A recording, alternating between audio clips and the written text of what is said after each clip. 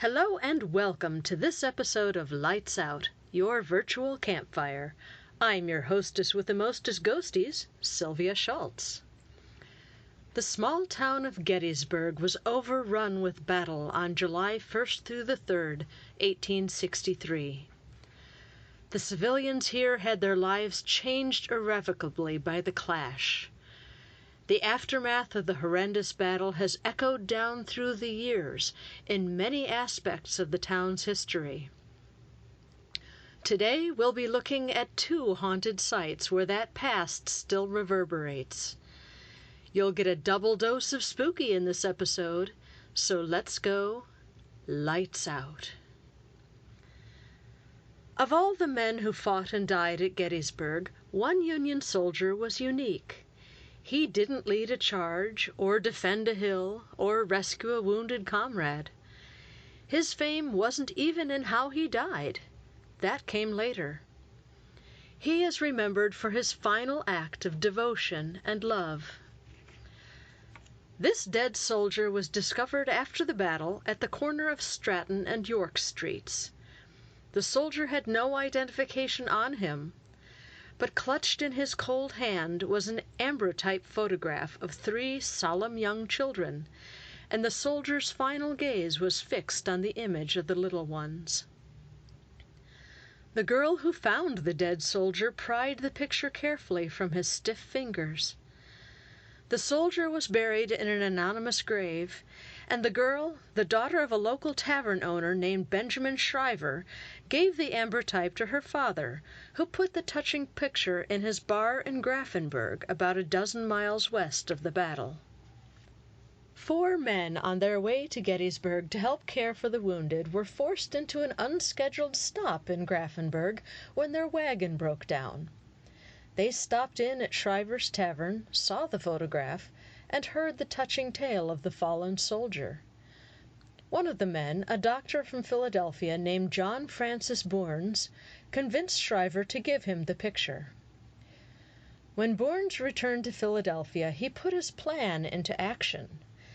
Knowing that newspapers of the time didn't have the technical capabilities of reproducing an accurate likeness of the ambrotype, Bournes had the picture reproduced into hundreds of cartes de visite. These were inexpensive photographic prints, about the size of a modern business card, and they were the favored means of informal communication in that era. Bournes relied on newspapers to spread the news of the unknown soldier's story, and he hoped that with enough eyes reading and tongues wagging, maybe, just maybe, he could find out who this poor fellow was, and who his children were. The Philadelphia Inquirer ran with a tearjerker on October 19, 1863, with the headline, "Whose father was he?" The article described the father's final act of devotion. The reporter, writing anonymously, wrung the heartstrings of the entire subscribing population. How touching! How solemn! What pen can describe the emotions of this patriot father as he gazed upon these children, so soon to be made orphans? The column continued with a detailed description of the children in the picture, Dr. Bournes's address, and a request for newspapers throughout the country to run the story as a public service. Some papers reprinted the Inquirer article, some published their own versions. One paper with a religious bent, the American Presbyterian, ran the story on October 29th. Several days later, a single copy of that paper was sent to a subscriber who lived in Portville, New York. This generous, civic-minded person passed the paper on for others in the community to read.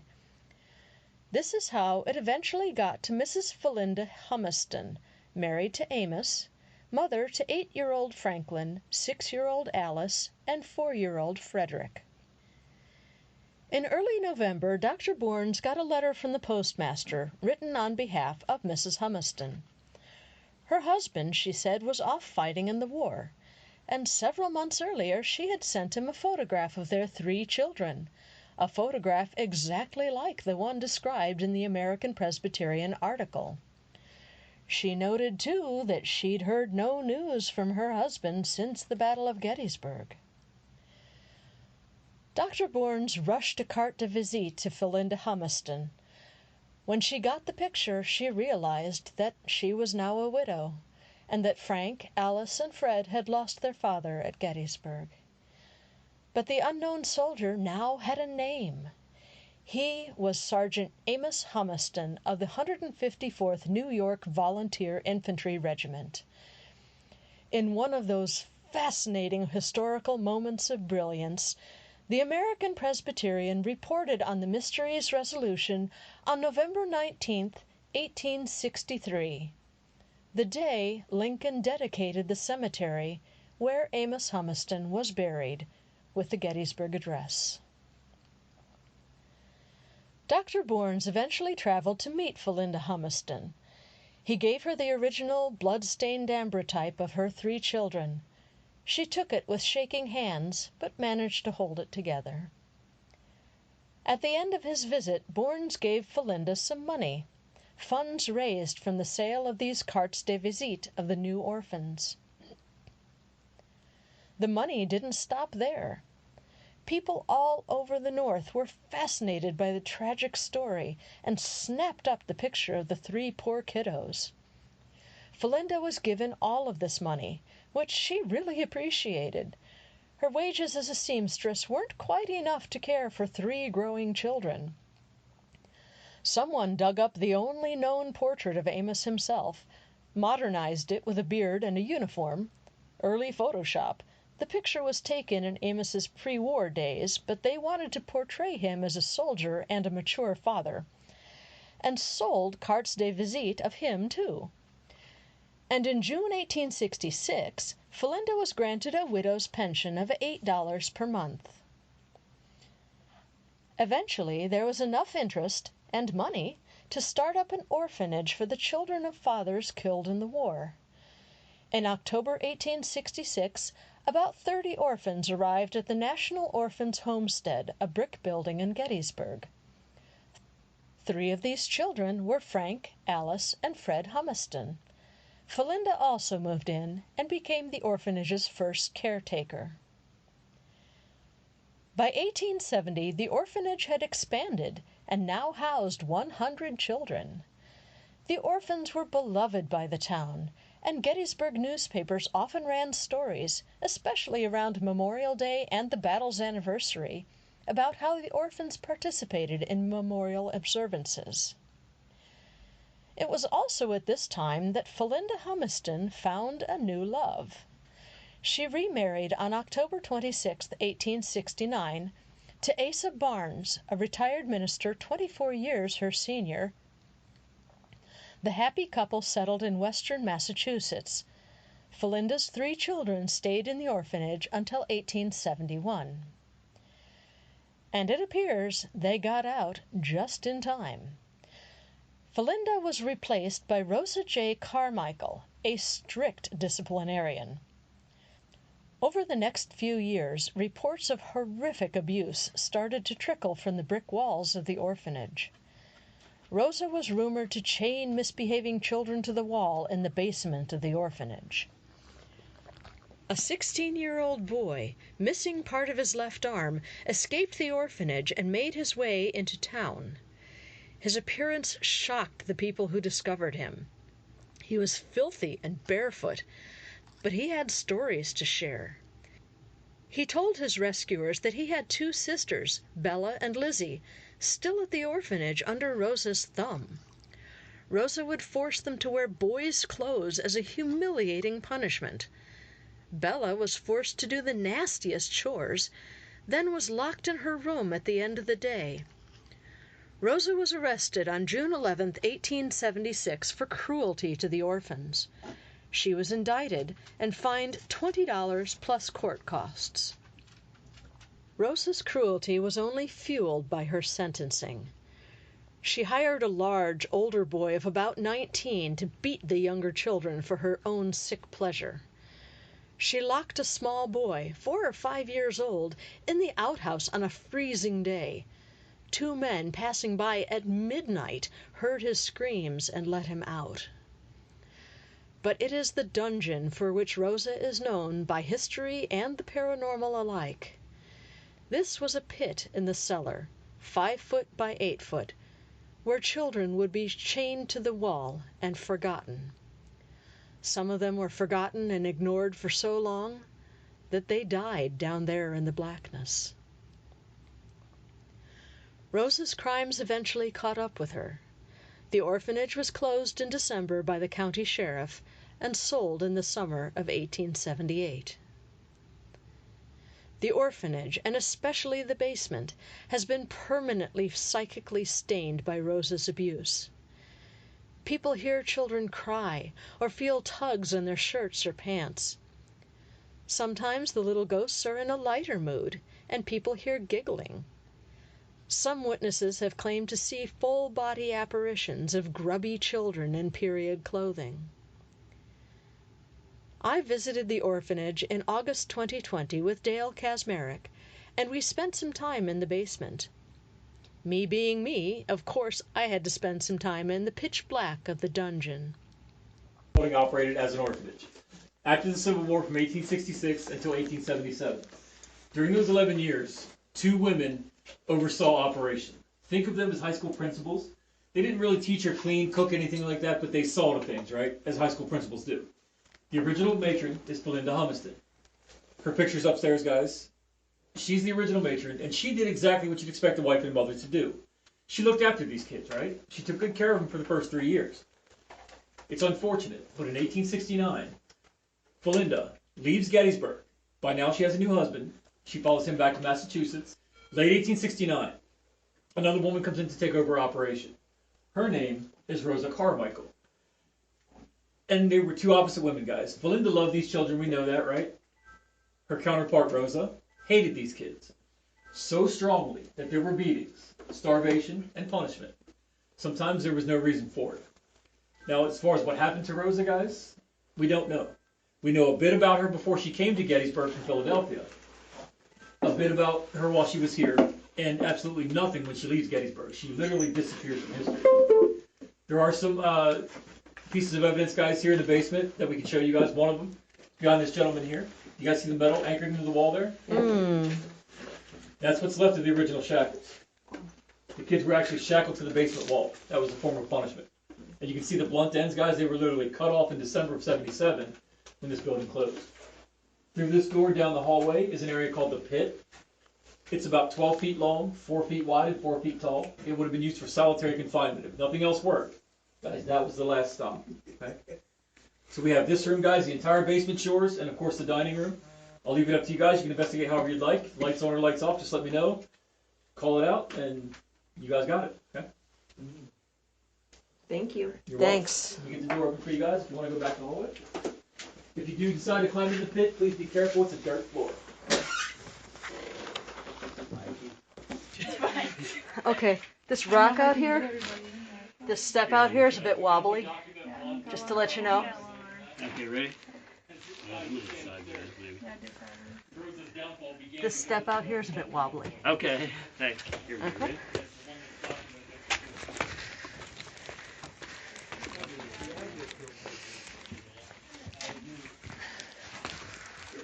Whew.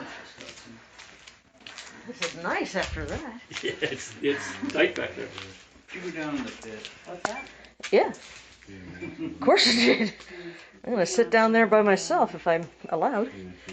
Yeah, you guys. Yeah, if you guys want to climb into it, by all means do so. Just please make sure it's a dirt floor. You just be careful. Yeah. Come on. Excuse me. No. Still not. It's kind of tight quarters in here. Yeah. Yeah, the whole hallway's tight. First one turned out. If you're 6 feet tall out here, it's not bad, but back there it's terrible.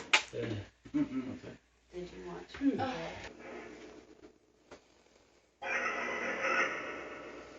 Anybody? How do? How do? Howdy. My name's Sylvia. What's your name? Feeling catastrophe. This person About a catastrophe? with beatings. Do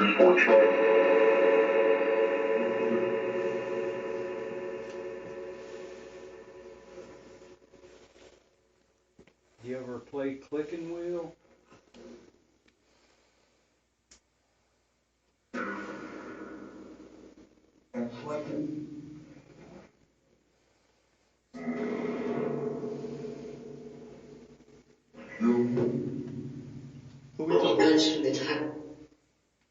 Who we talking to? What's your name? And hopefully, What do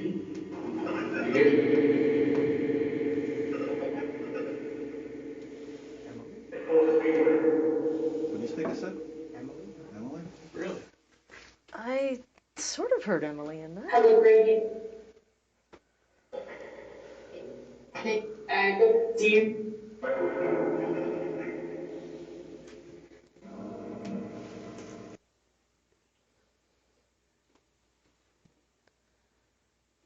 I'll bet somebody down here likes cookies. Can you show us what your favorite cookie smells like?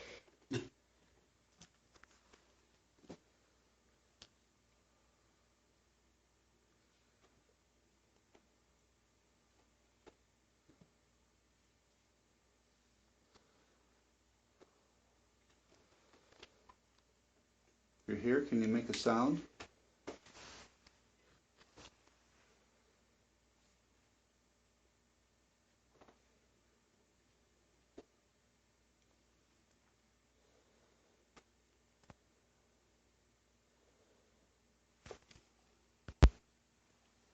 Can you knock one of the toys over that's on the table over there?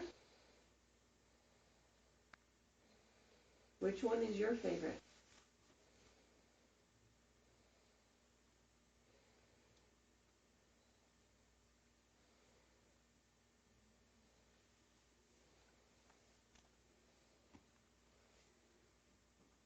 I see a stuffed kitty cat over there. Can you meow like a cat?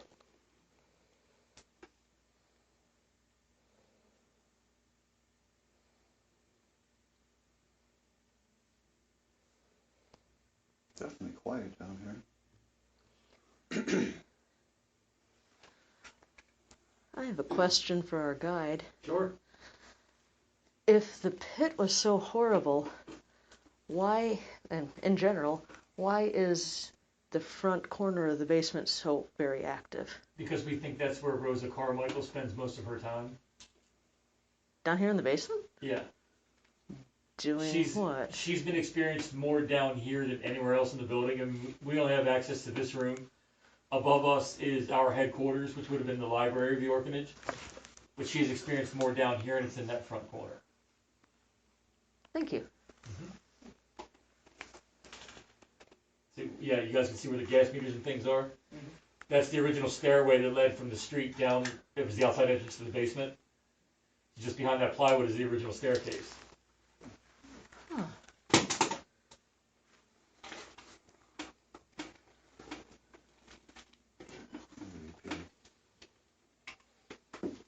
You guys want to head upstairs? Sure. It's about the halfway mark. Almost. You guys ready for the lights? Yeah. Does anybody want to join me in the pit? I'll go with you because you shouldn't go alone. Okay. You can go in there by yourself. I'll just hang out here. I just don't want you to be alone. That's perfectly fine with me. Well, you said you wanted to be in there by yourself, so go in there by yourself. All right. I don't mind going in there, but I think it might be better if just one person's in there at a time, you know what I mean? Right, yeah. So I'll be right out here to get these out. Okay, thank you. Okay. Like I always say, for my lights out listeners, I can't believe I'm about to do this. Let me find a seat here.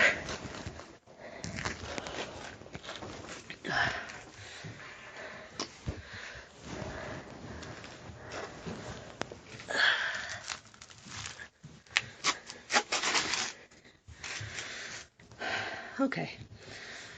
I am at the Old Orphanage on Baltimore Street. And this is where I'm in the pit right now. This is where the bad headmistress, Rosa Carmichael, would throw children into this dark pit and lock them in. And there are no lights. So, your fearless leader here, your hostess with the mostest ghosties, is going to sit here in the dark and try to experience what these children did. Wish me luck.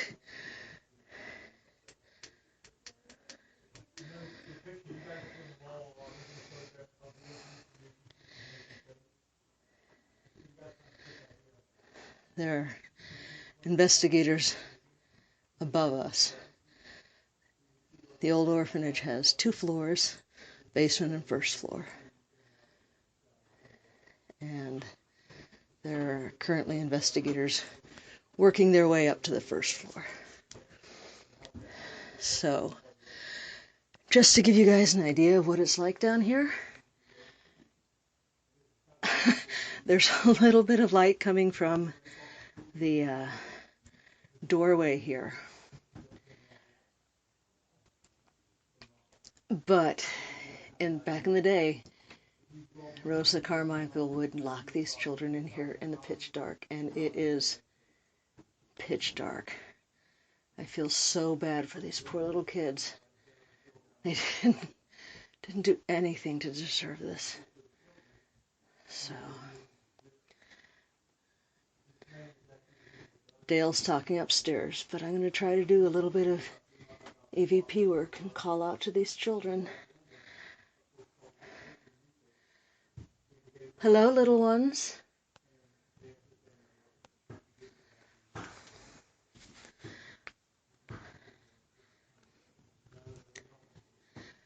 My name is Sylvia. Can you tell me your name?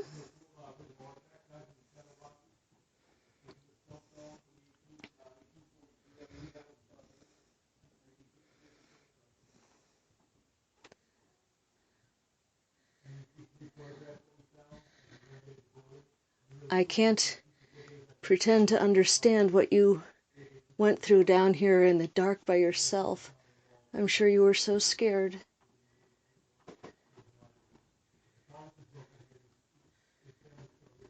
But I want you to know that somebody cares about you. Somebody felt bad that you had to go through that.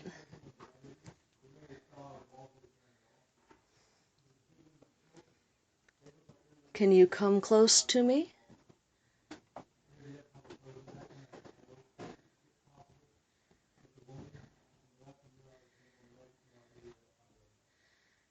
I'm here with you.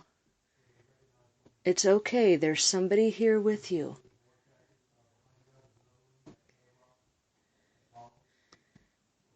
Would you like to come closer to me in the dark and touch me so that you know that I'm here?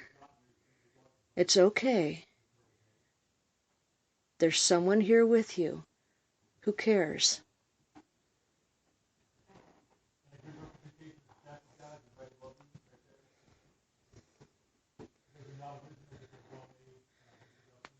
I'm right here if you want to come and touch me and be comforted. Please come and touch me. It's okay.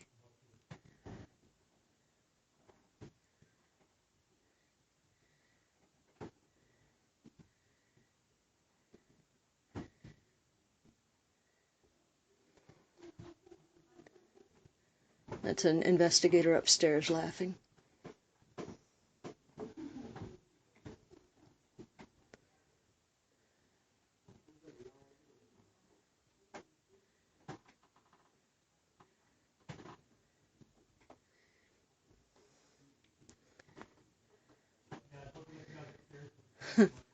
Again, I can't believe I'm about to do this, but there's someone down here who cares about you. Come and take my hand. I will take care of you.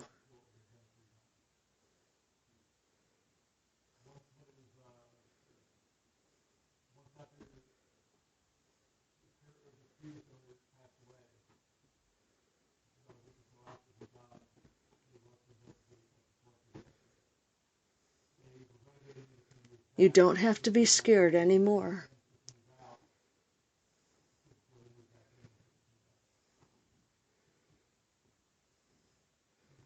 The bad woman is gone. It's all right. You don't have to be scared anymore.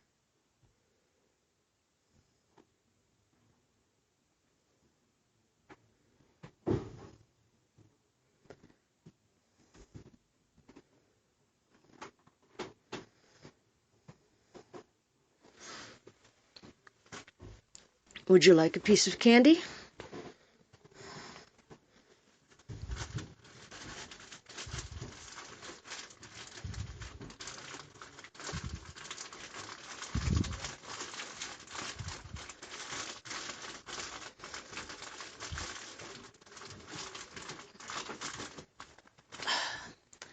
Got a piece of candy here. Would you like to come share it with me?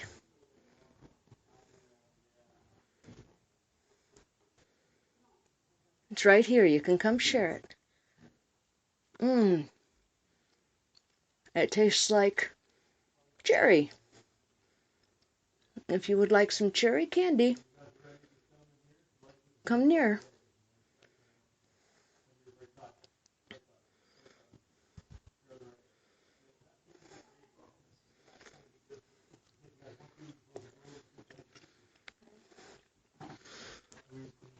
For those at home, I'm eating a Swedish fish right now.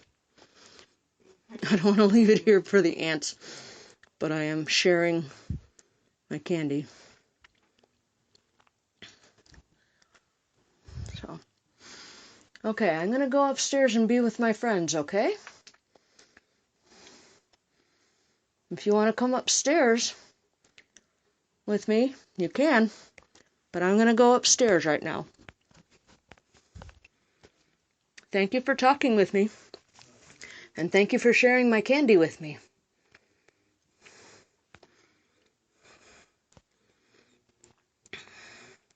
And I know you're a polite little child, so can you say thank you for the candy?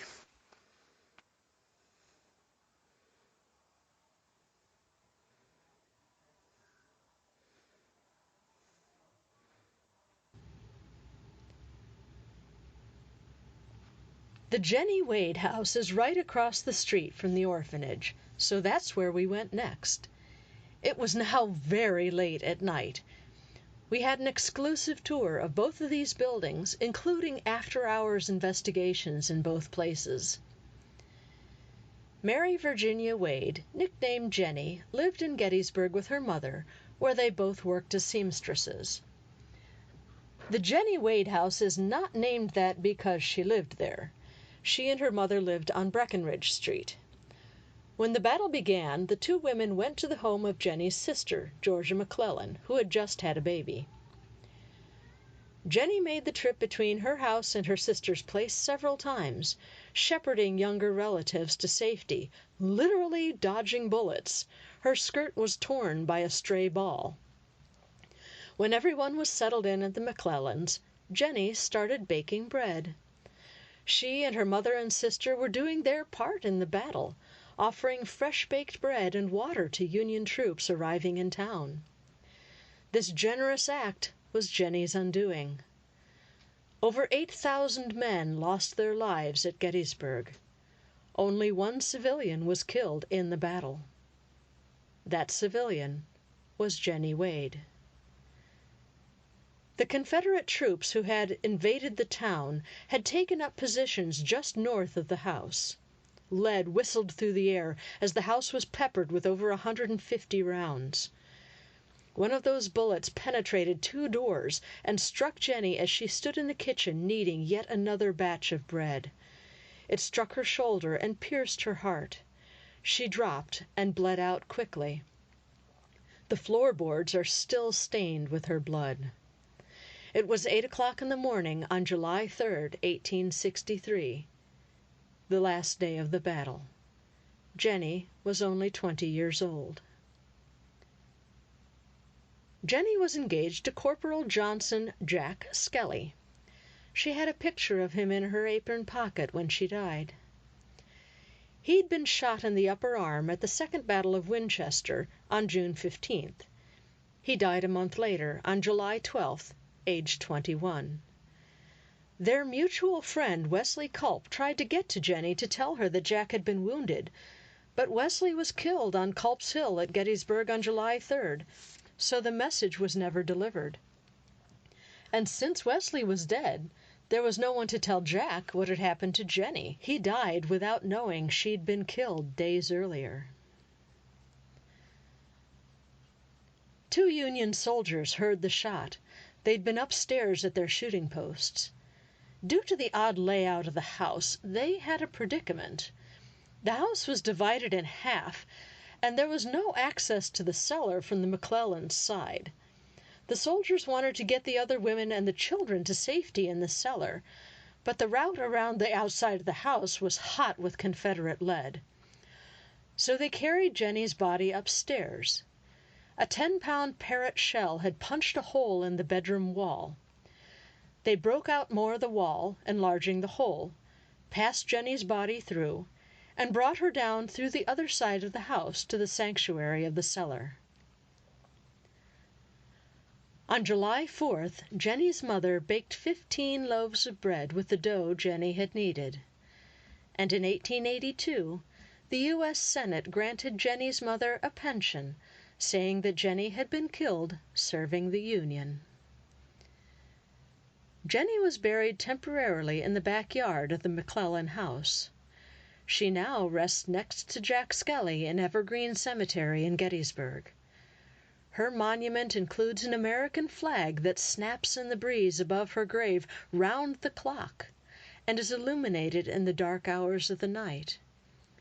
There is only one other woman in American history whose gravesite is also so honored. Her name? Betsy Ross. Being in the Jennie Wade house for a late-night ghost hunt was an intriguing experience. Most late-night investigations are a bit surreal after a certain point in time. We started with a tour of the house. That's some bad luck. Yeah. And the funny thing is, she walked through rifle fire twice, unharmed, only to be killed through 2 wooden doors in her sister's house. Yeah. Yeah. And they think they came from the Farnsworth house, right? Absolutely incorrect. No, it's not right? Nope. Okay, okay. Logistically impossible. First of all, it's on the wrong side of the street. Okay. Second, it's the wrong elevation. Okay. Yeah. Are these other bullet holes out here? Yes, they are. Yeah, this is there's actually a pretty cool one out here. Excuse me a So second. in the trim. There's actually a pretty cool one right here.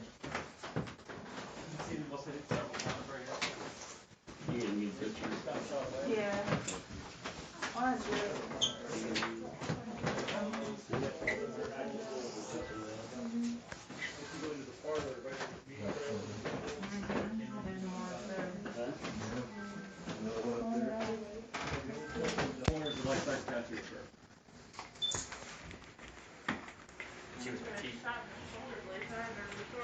She was, what you have to understand, she would have been like sitting down or bent down or knelt over or something like that. Yeah. So it would hit just under her left shoulder blade. Okay, so if they took her like to the basement, what did her sister do? Was her sister here? Or? Yeah, this was her sister's house.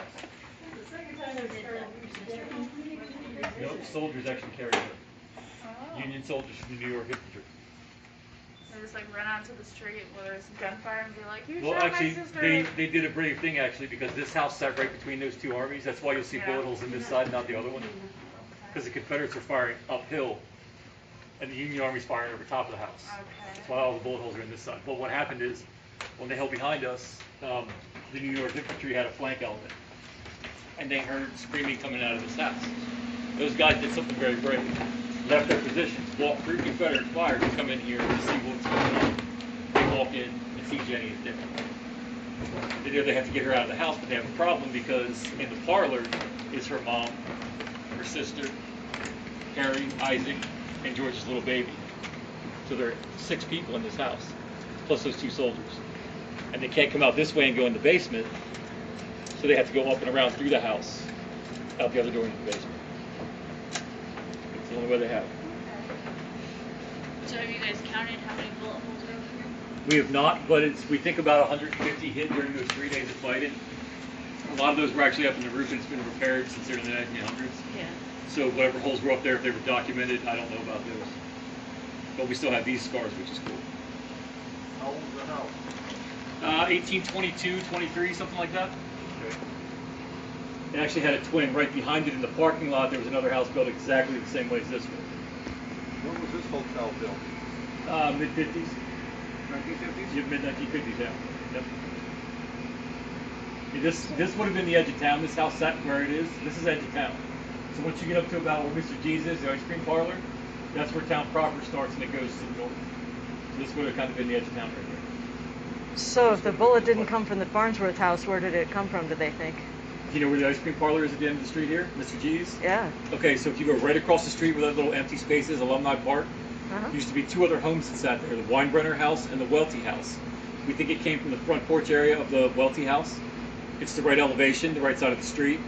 Because what you guys don't see, and a lot of people miss this, from where this bullet hole is to the one at the parlor door, it rises 3.5 inches. Okay. If she was shot from Farnsworth, it would have to come downhill, and it doesn't. And also, Farnsworth is on the wrong side of the street. Jennie Wade house is here. Farnsworth sits over here. Can't happen. They wouldn't have been able to hit the door. They would have hit the front door, but not this one. Okay. And we Could you put your hands like that again, please? Say that again. Could you put your hands like that again, where each house was? This house and the Farnsworth? So the Farnsworth house is on this side of Baltimore Street. Uh-huh. Jennie Wade house is here. Thank you. And they're actually different elevations. Farnsworth is low and Jennie's high, so it's, yeah, Okay. it's not possible. Was it the one single bullet that struck her? Yes, she was hit by 1 single bullet, yep. So is this family like just chill out with her bullets like hitting the walls? And Well, then actually- this one just happened to went through the door? Actually, a lot of families did. I mean, the town of Gettysburg didn't ask for the battle to come. It kind of came to them. It had a population of about 2,500 back then. And a lot of these people built the homes that they lived in with their bare hands, and they were determined to stay in these houses no matter what. If you had a basement, you hid. If you didn't, and you were friends with your neighbors, you went to them. But also, the Civil War was like a gentleman's war. They went out of their way when they could to avoid hurting civilians. So then Jennie was the only civilian killed fighting here. So they went out of their way to avoid it when they could. We're just lying on the... So, yeah, that's the actual bullet guy's record hit on the left. Another would have hit here at the mantle on the right side. Another hit here historically. Sometimes this bed would have been over there, the headboard against that wall, right? And you guys can see another one right here. And you can see it came in from the outside because it splintered in this way.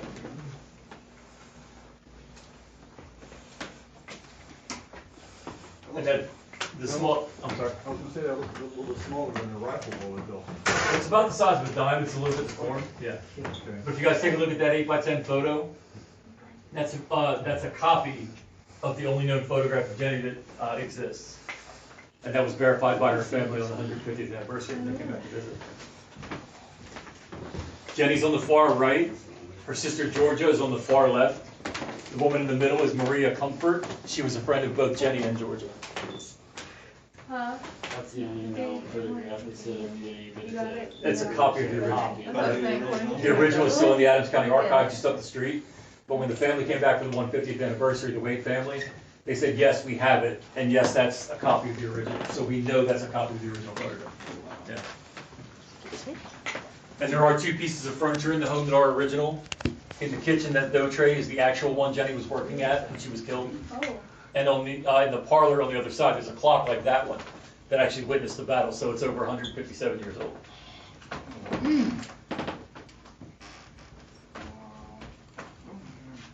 Did they have to give you like an official? I'll wait till you're done. application paper they could sign off on? So- For the note? For that picture, For the picture they may have, we do actually have the affidavit from Georgia for the dough tray. She signed it in the 1920s when she came back. She would have been about 80 years old when she came back here. Oh, sorry. I was So- just asleep. I was gonna go. I would say 90% of what we know about Jennie Wade and what happened here is from Georgia. She had firsthand experience. Right. So when she came back in the 20s, before she passed, she wanted to write everything down to make sure that it was remembered. So most of what we know is from her firsthand account. That's awesome. Yeah. Yeah, that's a bullet hole right there, too. You know there, yeah, you could have been shot in the butt. My luck.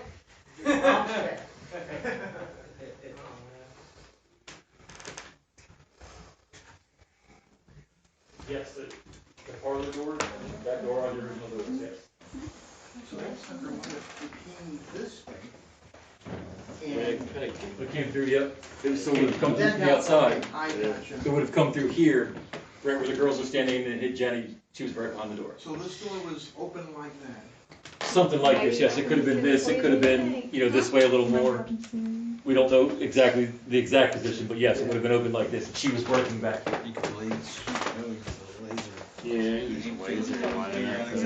yeah. That's exactly how we know. Because we did the laser. Yep. So from that one from here to there, right is 3.5 inches. Yeah.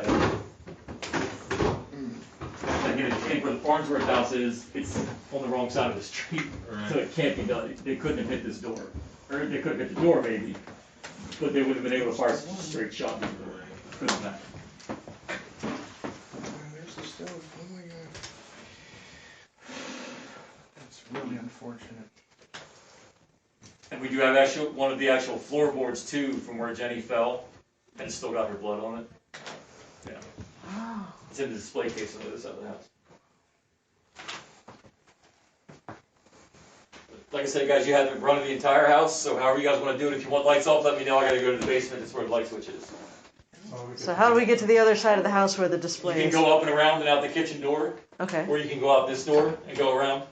okay. But just don't pull the door shut behind you. Leave it cracked because it will lock if you pull it shut. So up and around. Or you can go out and around either way. Okay, I'm gonna go up and around. Yeah, you can go up and around, that's fine. A few years back, and you can see right here where the floor is dark. This is where Jennie was actually laid when they brought her up here. Okay. And then as they took her through that wall, there's still a few drops going through and across into the other side yet. But you can see them with luminol.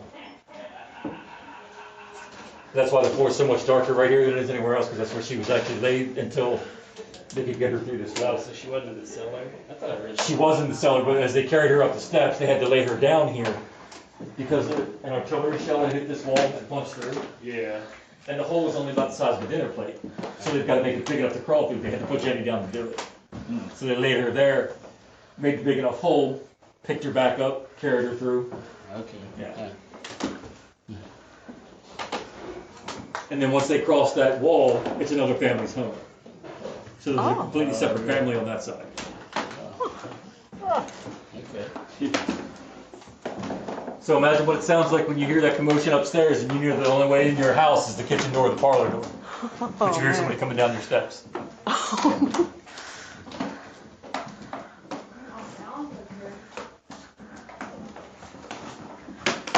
During the time of battle, there was a wall here, right? Yes, there was a solid wall here, and like I said, this half of the house belonged to another family.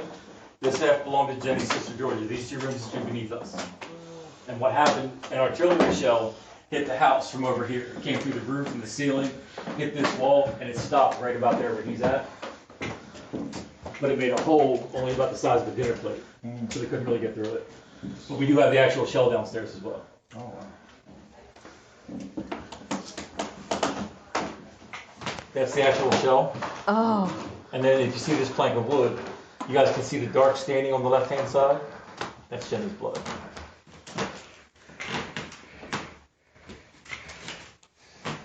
And the clock behind you guys is the other original piece of furniture in the house. Anybody have any idea what type of artillery that was used for It's a that? 10-pound parrot shell. And there was actually controversy about it for quite some years because people reasoned that if that shell hit this house, it should have blown it apart, which it should have, but it was a dud, and they couldn't find it. The man who owned this house, his name was Jacob Kitzmiller. His daughter actually found it because Jacob had gone up on the roof to make a repair. His daughter was playing in the yard. The next thing he hears is his daughter's voice. She said, "Daddy, what's this?"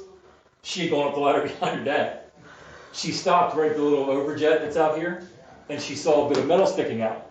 When Jacob saw it, he knew exactly what it was. And 15 years later, they pulled that out and found the actual shell. Wow. Yep. Then it was time to descend to the cellar. The cellar is the most active part of the house, as that's where Jennie's body was kept before burial.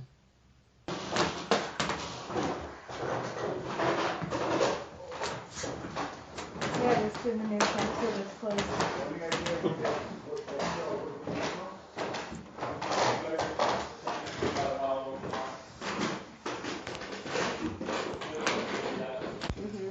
She was laid there to rest for about 18 hours until she would be properly buried. But you can imagine, if you take a look at that painting on the wall, it kind of depicts the scene that would have been down here.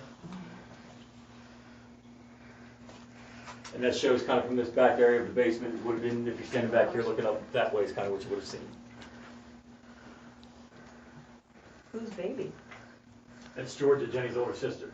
It's her baby. He was literally 7 days old. Do we know who the neighbors were? The McLean Who family? came through their house? Yeah, the McLean family, yes. Okay. And the only thing we know for sure about them is mom's name was Sarah. We know they had 4 daughters, and that's all we know about them. Is that the same McLean family that owned Appomattox? I don't know. Just kind of busted through along like, yeah, take it down. But the McLean family was here too. I mean, they would have been hiding in their basement. This would have been their basement, right? Yeah. Jennie's sister would have had that part of the basement. And this wall separated them. We took this out years ago when our tour started, but to make a little pass through. That's her grave. Yes, that's a picture of her grave. It's actually right at the top of the hill here in Evergreen Cemetery. Okay. And the cool thing about her flag is, there's another woman who shares the honor with her to have a flag fly above her grave 24/7, 365. Jennie and this other woman are the only 2 civilian women in history that have that honor. Who is the other woman? Betsy Ross. Oh, yeah. There's a flag that flies above her grave in Philadelphia 24/7, 365. Jennie's is the same way. So cool. Yep. And they're the only 2 civilian women in history to have that honor. Look at all the civilian women that have done great things. Lots of them. But Jennie and Betsy are the only 2. They don't think that way. And why we think this basement is so active is because of James Wade, Jennie's father. He likes this back corner, this whole area. And we know he was a difficult man to deal with. He was anti-military, he was a womanizer, he was a convict, a thief, a felon. Just a bad man. My kind of guy. He actually did 2 years at Eastern State. Wow. Yep. We're still trying to track down the actual cell, but we do know his inmate number and the years that he was there. We just don't know the actual cell. What year was that, would have been approximately? Well before the Civil War, like 1850, 1852. But then when he came back, he didn't come back to Gettysburg to live. On the north end of town, they had the Alms House. That's where he lived out the rest of his days. So he wasn't even here when Jennie was killed.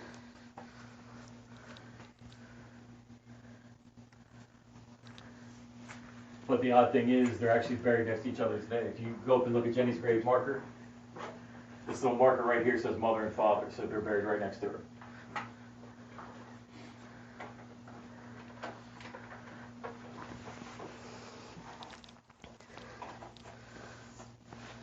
That's at the National Cemetery?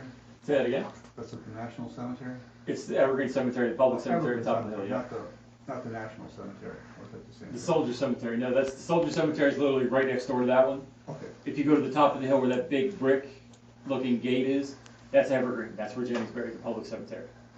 When you see the long rock wall that goes down through the middle, Evergreen's on the left, the National Soldiers is on the right. It's a little hard to keep track of, but Yeah. because there's not a rock wall all the way down through it. So when Lincoln made his Gettysburg address to dedicate the National Cemetery, was the Evergreen Cemetery already there? Oh yeah, Okay. it was built in the 1830s. Okay. That's when it was established, yep. And the cool thing is you can actually go stand where Lincoln was. If you walk into the Soldiers National Cemetery, you'll see a big orange, like a band stage. Behind it is a small bronze plaque. And it says something like, in this area, Abraham Lincoln delivered his Gettysburg Address. They don't know the exact spot. They've got a photograph and they can kind of pinpoint the area, not the exact spot. So you can literally stand just about where he was. Yeah. What do you guys want to do first? What the phasma? Huh? Phasma? Is it a phasma box?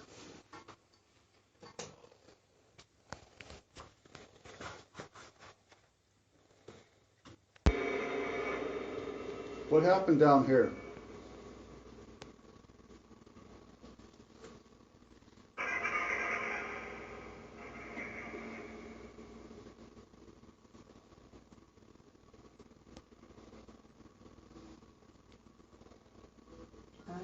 This is war.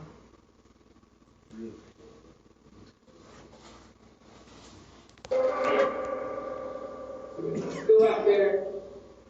Still out there? Who's out there or something?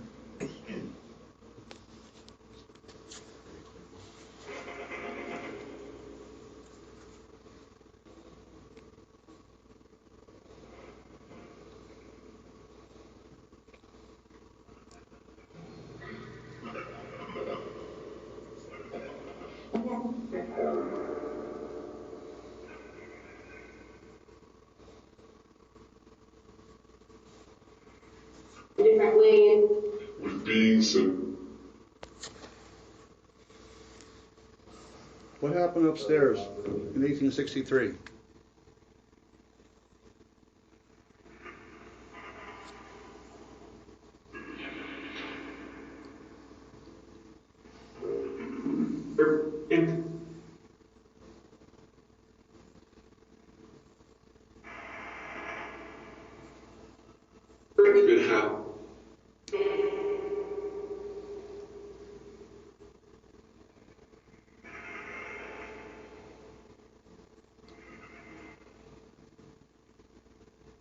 What caused all those?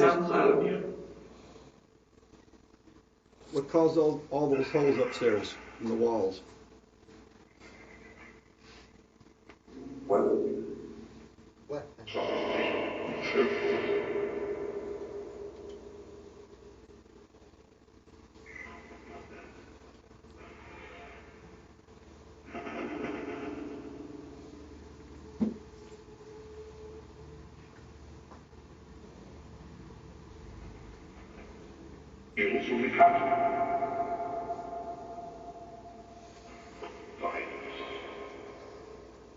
Is it just me? Or do you hear like a cry?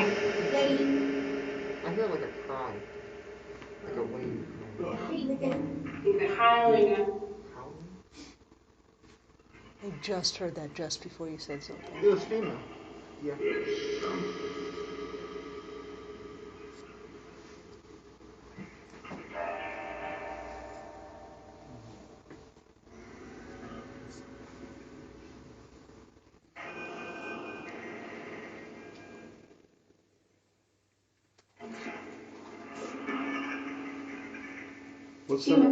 What cemetery is Jennie buried at?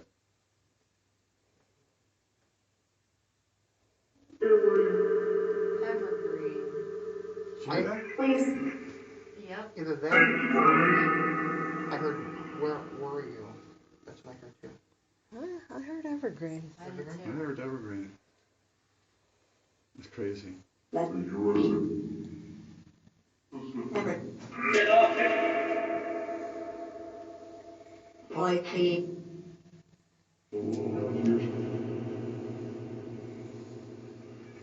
What is next to Jennie's grave all the time?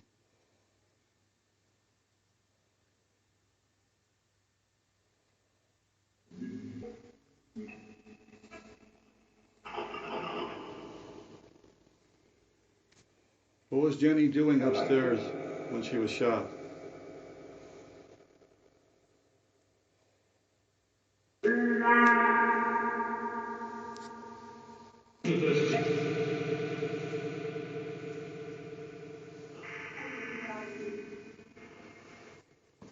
Pretty,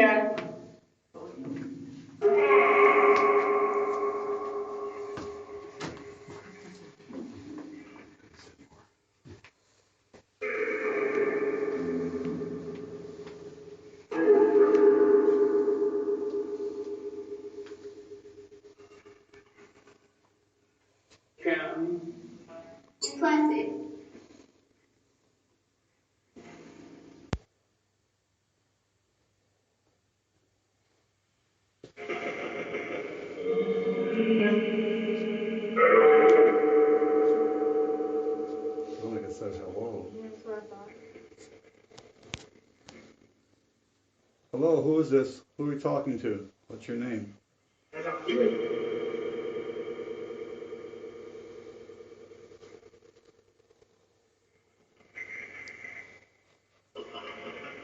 You part of Jennie's family?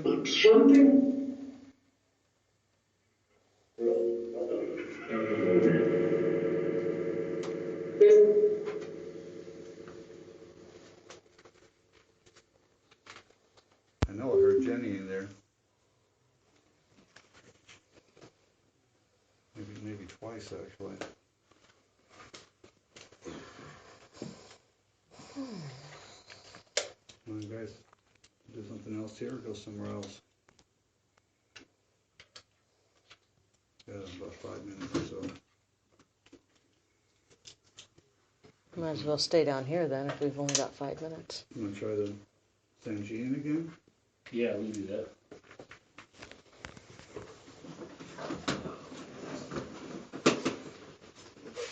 This is Gettysburg session number 2 in the Sanjian radio. It is August 8, 2020. I'm going to do a sweep on the AM frequencies.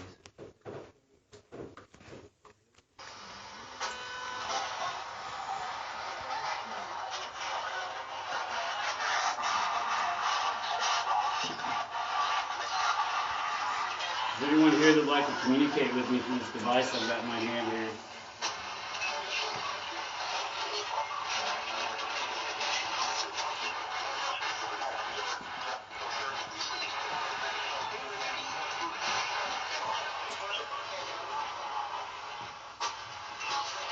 Can you tell me your name?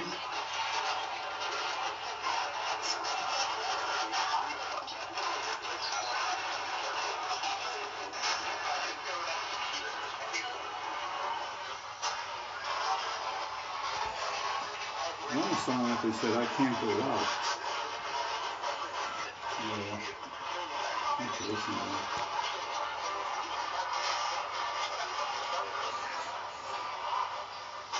Can you tell me what happened upstairs?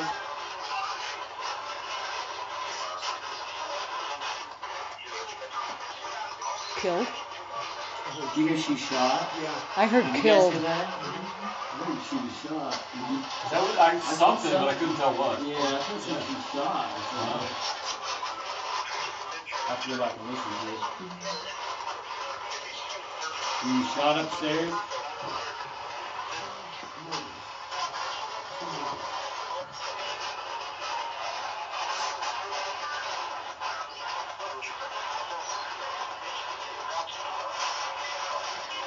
Do you realize what happened to you?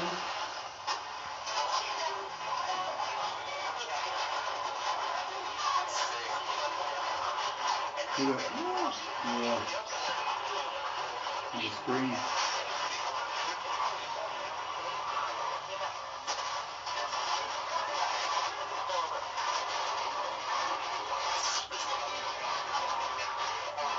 Are you at peace, Jennie?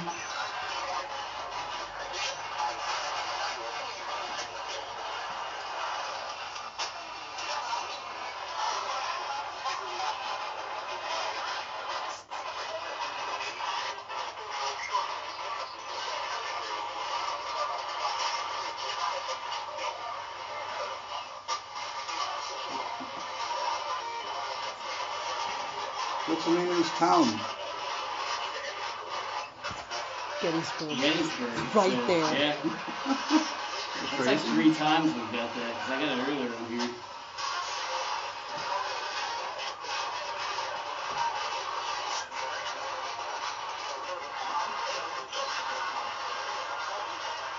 Who was the President of the United States?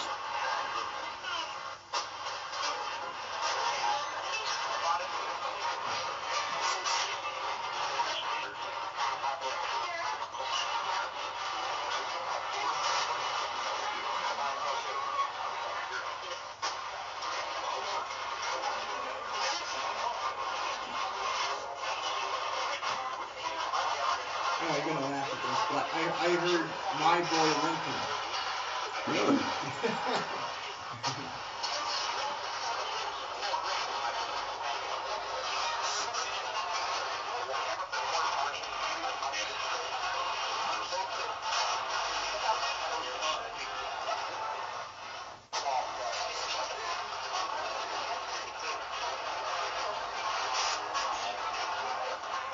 West or anything.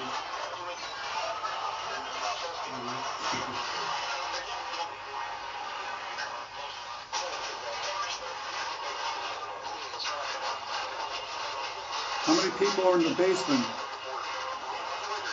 after Jennie was shot? Ex-husband? You said in the picture. That means.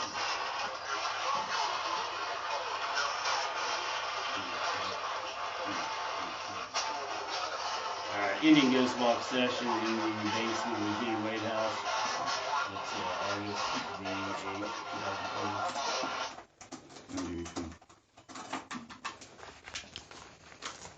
How old was she? 20. The photograph you guys saw upstairs, that was taken when she was 18. Oh. So just 2 years later. And the ironic part is, like we said before, she walked through Confederate rifle fire twice. Because she actually lived about 3 blocks north of here. So if you head up toward the circle and turn left and kind of head west out of town, a block away from Baltimore Street is where she actually lived. She walked from that house here once with Harry, her little brother. Walked back, got Isaac. It was a little boy that they watched while his mom worked. She walked back here with him and stayed. That was twice. And then through both those doors, she got shot with a Confederate rifle bullet. And she walked through it twice and he wasn't touched.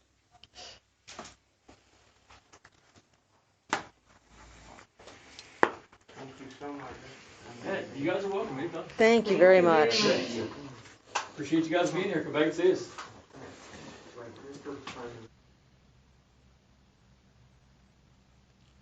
On the drive back to the hotel, my travel partner, Barb Meyer, shared a private experience with me. While Dale was running the Phasma box, Barb was sitting quietly nearby with her Ovilus running.